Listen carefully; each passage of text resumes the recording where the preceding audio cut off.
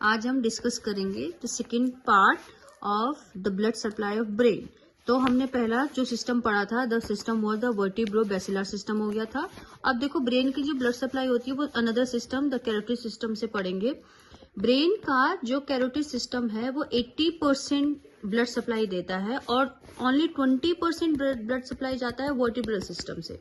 तो देखते हैं कहाँ से स्टार्ट होता है। देखो मेनली जो ब्रेन का एंटीरियर वाला पार्ट होता है ना, वो होता है इंटरनल कैरोटिड आर्टरी से। और इंटरनल कैरोटिड आर्टरी है किसकी ब्रांच? Common carotid artery. यहाँ देखेंगे आर्च ऑफ अयोर्टा से, ये आर्च ऑफ अयोर्टा है, इसकी 3 ब्रांचेस थी। The first was the brachiocephalic, second was the left common carotid artery, third was the left subclavian artery. तो जो ये वाली आर्टरी है ना आर्च ऑफ अयोर्टा की, लेफ्ट कॉमन कैरोटिड आर्टरी, और जो ब्रेकियोसेफेलिक ने एक छोटी ब्रांच दी है राइट कॉमन कैरोटिड आर्टरी।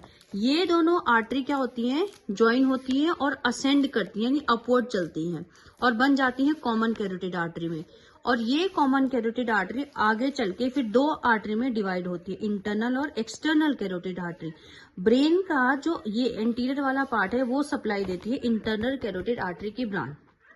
तो अभी देखते हैं कैसे internal carotid artery neck area से ऊपर सुपीरियरली ट्रेवल करेगी और सप्लाई देगी। तो इंटरनल कैरोटिड आर्टरी क्या करती है? ब्रेन में कैरोटिड कैनाल के थ्रू क्या करती है? अपवर्ड ट्रेवल करती है, बट वो सीधे डायरेक्टली अपवर्ड नहीं चलती है। एक्चुअली यहाँ पे कैरोटिड कैनाल होती है जो सुपीरियरली से क्या रहती है? बंद रहती है, ये ब्लॉक्ड रहती है।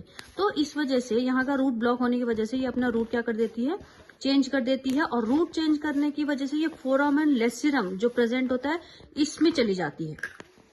फोरामेन लेसिरम में जाने के बाद फिर वो ट्रैवल करती है ब्रेन में, यानी अपवर्ड चलती है किसके थ्रू? द कैवर्नस साइनस के थ्रू।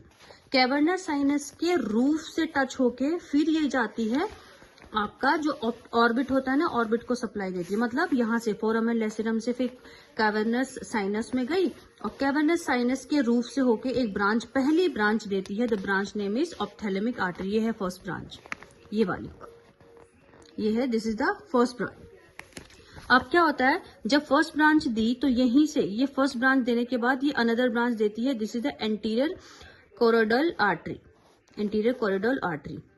और थर्ड ब्रांच देती है द पोस्टीरियर कम्युनिकेटेड आर्टरी। ये दोनों, this is the third branch, posterior communicating artery. First is the ophthalmic artery, second is the anterior choroidal artery and third is the posterior communicating artery.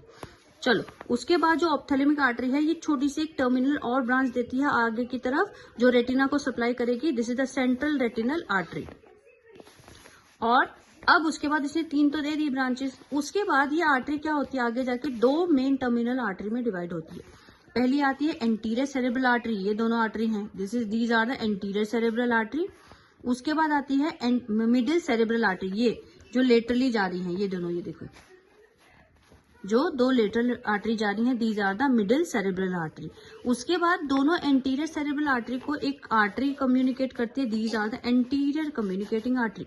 एक बार फिर से review ले लेते हैं। Internal carotid artery गई कैरोटिड कैनाल से foramen lacerum में, फोरामेन लेसिरम से फिर कैवर्नस साइनस के रूफ के थ्रू जाती है आगे और 3 ब्रांचेस देती है। फर्स्ट ब्रांचेस ये देखिए, जो ये वाली ब्रांच है ऐसे करके पूरा ऑर्बिट तक जा रही है, this is the ophthalmic artery.